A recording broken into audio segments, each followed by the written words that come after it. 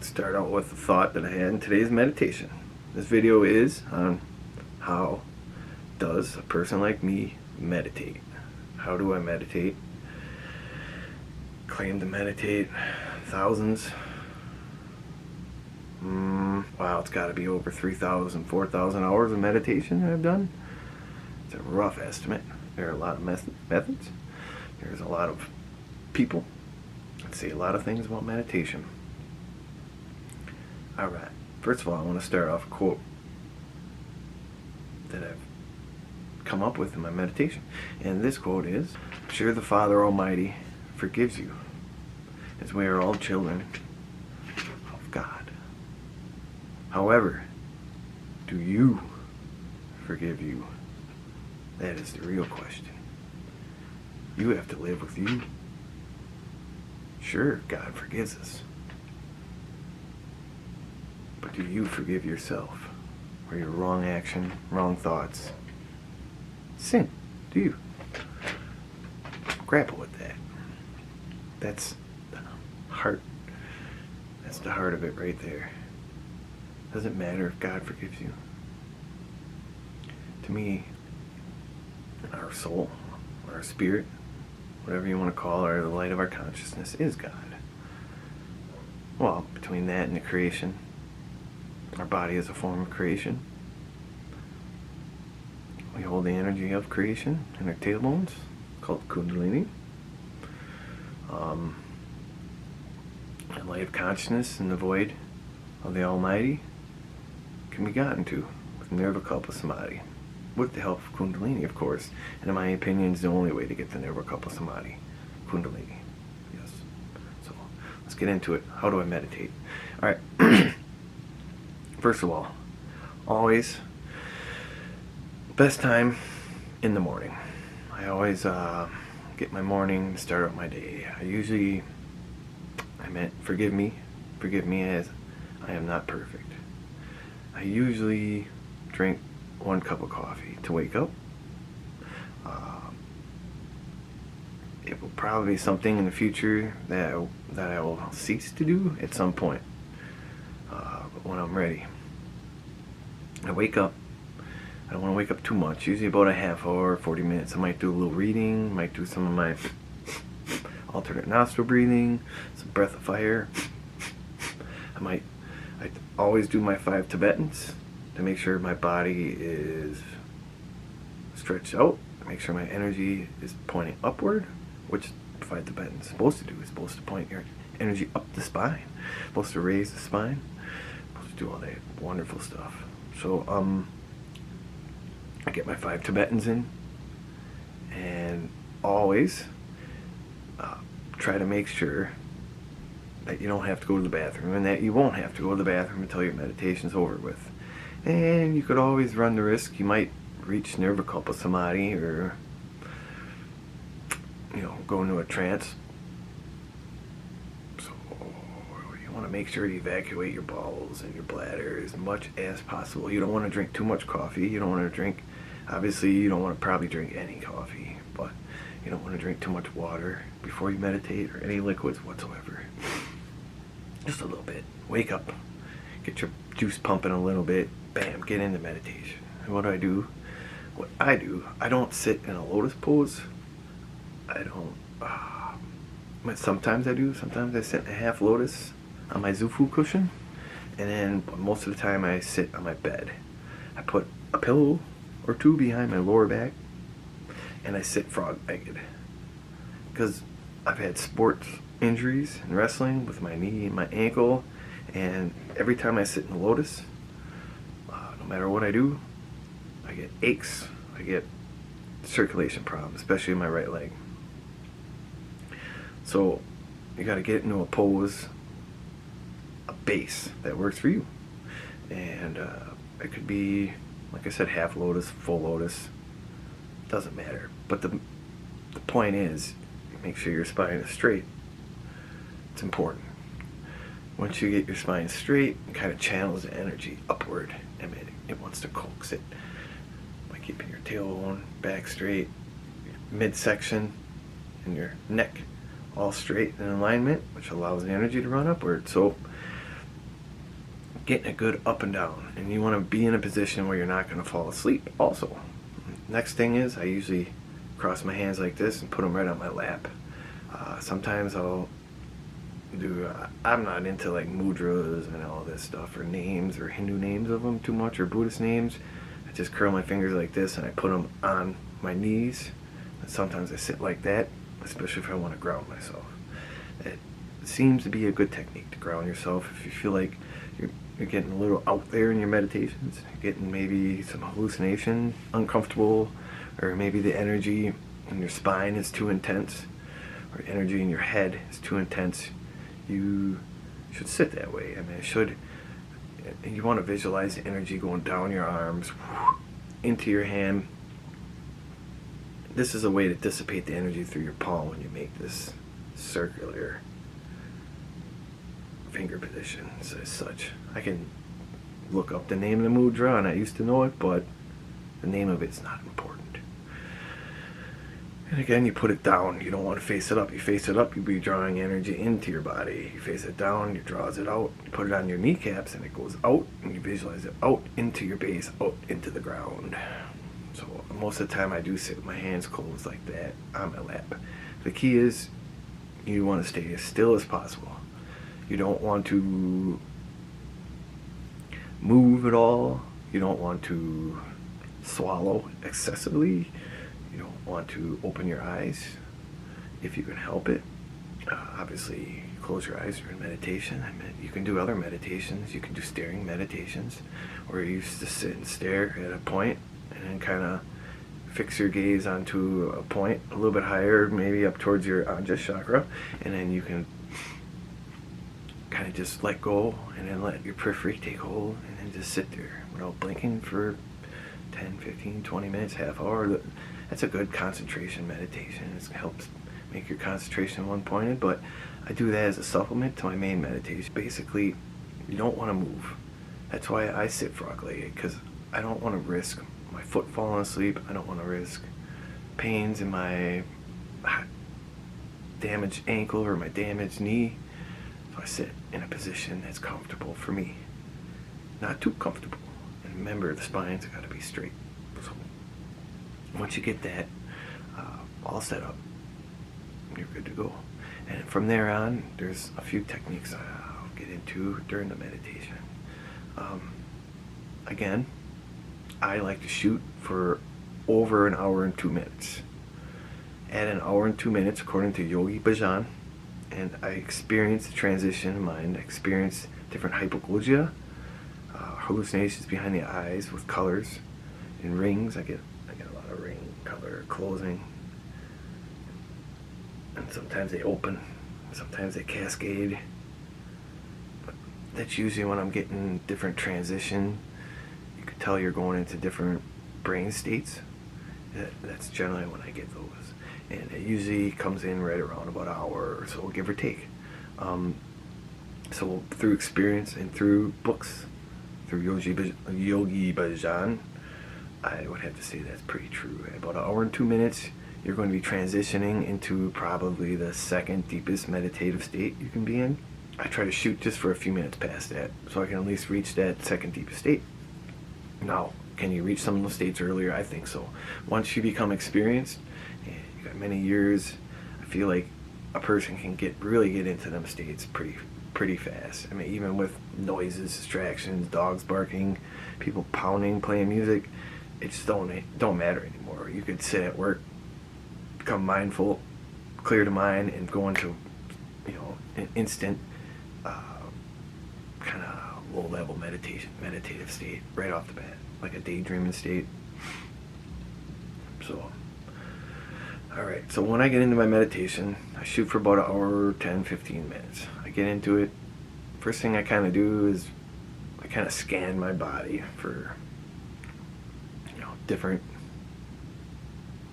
sensations. I do kind of a mini body scan.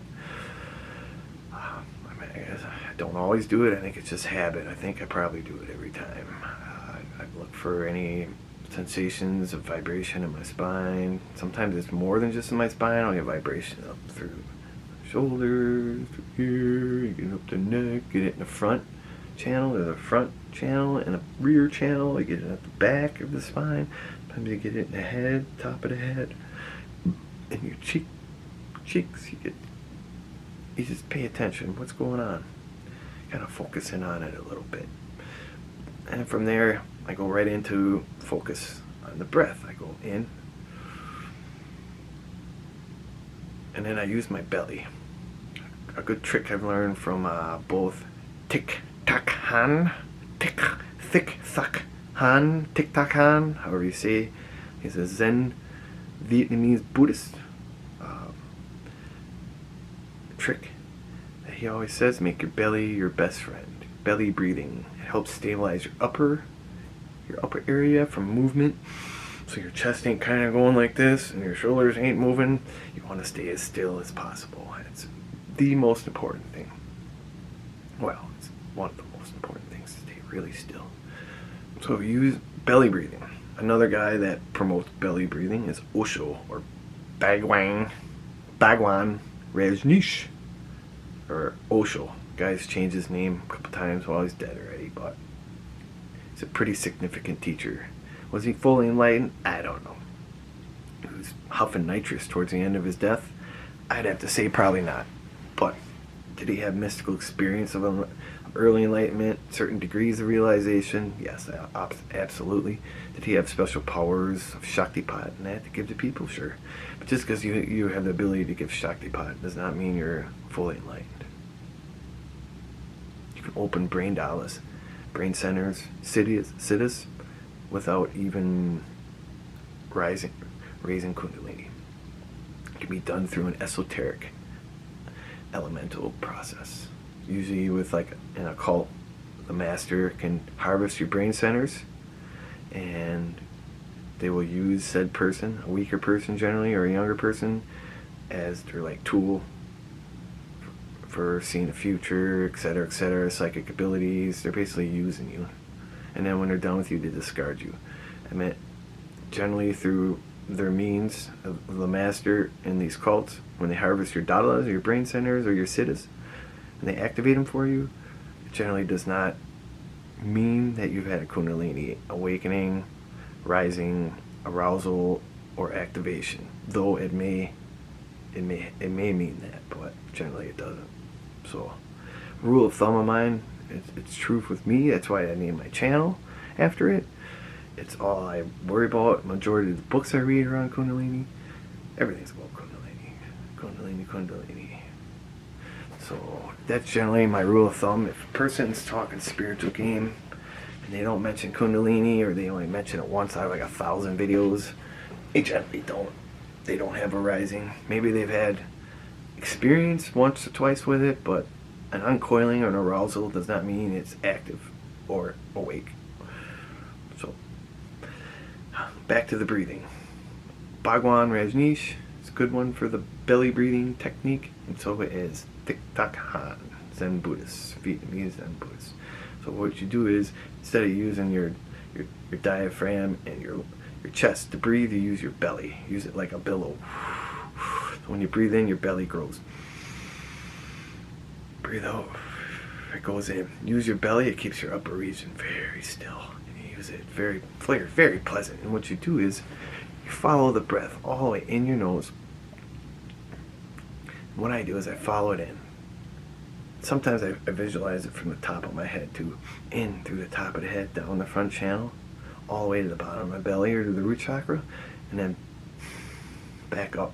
And I followed up the back of the spine all the way out to the top of my head. I know it comes out the nose, but you visualize this. Or you can just visualize it in, down to the belly. Visualize it like it's going into your belly. Or don't use your mouth. Just use your nose.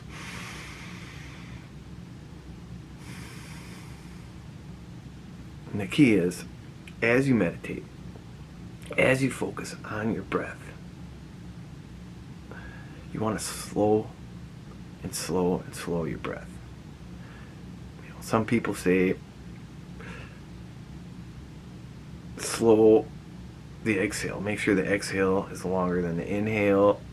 I've heard other Kundalini masters say you You want to raise your energy and your prana. So you actually want your inhale longer, so you absorb more prana. So, and then who's right? So what I do is, as a whole, I slow the whole process. I don't focus too much on the inhale or exhale, and it just gets to be too many things you're worried about. You just slow it down. And then I've heard certain spiritual teachers also say, make sure you got a gap between your breaths, and make the gap larger and larger. I don't know about that. I don't worry about that. Nope. And as a rule of thumb, deeper you get into meditation, the longer you go, the slower your breath will become anyways, by default. So, but just focus it, going in the nostrils, down to the belly, back out, in, out, in, out. Then, you can also take one more focal point of concentration. You concentrate on the breath. And what I do is, obviously my eyes are closed, so I just focus on the back of my eyelids. What do I see? I look. Sometimes I get colors, light. I get patterns, motion. That just is about it. Well, it pretty much covers everything. I'm pretty sure it's called hypogogia. You can get audio hypogogia, and get visual. And generally, when you're taking a hallucinogenic, also you'll get plenty of closed-eyed hypogogia. So that tells you that the states that you're going into meditation are some of the same states that hallucinogen will bring you in. But apples to apples, it's not the same. Hallucinogens are temporary. Will they tweak permanently your perception of reality? Yeah, they will. But meditation will tweak your perception of reality, and it'll keep you in those states. Mostly throughout your day, and after years of meditation, it'll keep you in those states permanently. Or you could reach certain states of samadhi, or maybe even close to nirvikalpa samadhi, with 5-MeO-DMT, with DMT, with ayahuasca, which is a combination of a MAO inhibitor and DMT. However, those states are temporary, and you may not be ready for those states. You might put you into a world of hallucinations, even post, and can cause possibly schizophrenia. So, as Kundalini can cause schizophrenia. So you must follow the right path. So back to the meditation. So that's basically all I do. And there are a couple more tips here that will allow you to know how deep in meditation you're going. So what I've noticed, usually about 10-15 minutes in, I'll notice either your hands getting warm, and then followed by, you might even get like an expansion, where you feel like your hands are puffing up. Usually starts with the hands. I don't know why. For me, it does. Hands and then the arms. And then generally what happens, 15-20 minutes in, you get it to where you can't feel your hands or arms. And then all of a sudden you can't feel your feet. You can't feel your legs. And then it kind of goes up your midsection. And then after a while, maybe if you've stayed really still, and you're doing all the right things and your brain's cooperating with you and you're staying fairly quiet, your thoughts are staying quiet, you will notice that you can't even notice your own breathing anymore. You're in a pretty deep state of meditation by then, if you get to that point. And then, after that, you could start losing even ability to hear. Your ears might start ringing, and then eventually you'll notice you can't hear certain sounds around your house. You might not hear the refrigerator, kicking in and out, certain things you could hear 20 minutes earlier. That's a pretty deep state of meditation. Obviously, if Kundalini rises during that time and goes up through the Bindu, you won't be hearing nothing. It takes you into nirvikalpa samadhi and reaches Parabindu, which is above Bindu by 4 inches supposedly. You won't be hearing nothing. You'll be unconscious. You'll be conscious of the light and the void, but you won't be conscious of the world. You'll be out of body. So, but that's for advanced. If you happen to have that state happen to you, you're pretty much a saint at that point, I would have to say, by my opinion. So that's probably not going to happen to a lot of you. But if you have Kundalini rising or Kundalini activation, it could happen to you at any moment. So, and actually, that's the people hopefully I'm talking to. So what I do, you want your body to kind of float away, and you just want to be there. And then too, as of with thoughts will come and go through the whole process, and you just don't want to make them personal. You just want to just let them come and go, let them float by. You want to have discernment. You want to be able to separate and unattach from them. Just let them float through. They're not important. And of course, through this whole period, this whole meditation, you don't want to fall asleep. If you're starting to fall asleep, or you're finding yourself, your head bobbing, your teeth get caught in a funny way because you're falling asleep, or you notice you're getting maybe like a daydreaming going on, where you get these weird kind of like early level dreams coming in because you're dozing off. At that point, you might be better off to get up, wake up a little, and then get back to meditation. Not every meditation is going to be perfect. Not every meditation you're going to reach all these wonderful states and have all these wonderful hypnagogia behind the eyelids and all these wonderful cool little bluish or red or green lights. But every meditation is a deposit in your savings account, and eventually it'll pay off. It'll pay off in a big way. And eventually, hopefully, when you can raise Kundalini to the Makara, it'll really pay off in a big way. You'll start noticing a lot of your desire patterns falling off. You'll notice a lot of guilt, early childhood stuff bubbling up during meditation in intense ways that you've never experienced before. And you'll notice it just going away quickly. You've reached the state of total discernment once you've reached the Makara point, which is above the Anja chakra, which is once you break the Itara Linga, razor sharp cap, razor, the hard cap above the Anja chakra. So keep meditating, good or bad, thoughts, no thoughts, pain in the body, deal with it. Stay still, follow the breath, put in your time, put in your hours, put in your days, meditate daily. Shoot for a minimum of 1 hour and 5 minutes, 1 hour and 10, 15. Eventually you will raise Kundalini, and a lot of your behaviors and your thoughts will become purer. Your heart will open, you become kinder, compassionate, you become wiser, you become more calm. You'll make better decisions in your life. You'll make better decisions to help people, to be kind to people, to be kinder to animals. Your love will shine, your light will shine, people will notice a difference. And if you're dealing with Kundalini, shoot for an hour. If you're a new beginner and you're just getting into spirituality, 15-minute meditation, whatever. But as soon as you know the serpent has moved in you and is awake, you got to get serious. You got to get serious, devote your life to it, because you're chosen at that point, and it'll make that evident, clear to you. And the more you resist Kundalini, the greater the chance that it'll become a problem for you, because the more you resist it, the more it will punish. The more it feels like you're possessed. The point where you learn that you have to surrender to Kundalini, it'll merge with you, and it'll become one, and it'll become under your control, not of your ego, but it'll become under control of your pure self, which it always is. But you surrender to it, that's a big point.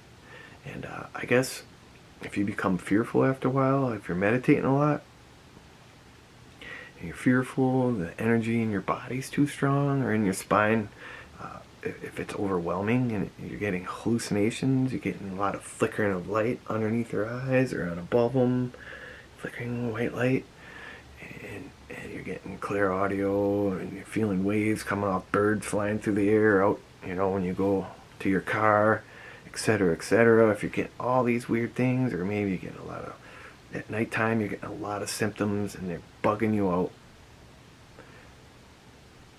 And you figured you've surrendered and you're still having like a Kundalini emergency, then I recommend just stop meditating for a while. Stop meditating for a while. Let them subside. Ground yourself to reality. You can do that by eating more meat. You can do that by walking on grass barefooted. You can do it by exercise and weightlifting. And there's a few other techniques. But ground yourself. Once you're ready to go again, you built up the courage, get back into it. Because it ain't going to let you deviate once the Kundalini has awakened or activated. Once it gets to the heart level or higher, it ain't going to let you deviate. Not for long. Just be prepared to know this. You will know this. Take a break if you need to, but the break ain't going to be long. And surrender to the Kundalini. As soon as you surrender, you've just graduated 12th grade. Now you need to go to college after that. It's a big part of it, surrender. Meditation helps you do that. Meditation helps you get courage. Meditation helps you calm the mind and the ego. And it is the meat and potatoes of any spiritual practice. And Yogananda Paramahamsa Yogananda agrees with me. He's not alive today, but read his books. Agrees with me. And in times of fear and unreason, I hope that you have peace and that the world manifests wonderful things in the future for all of us. Thank you. Rocky.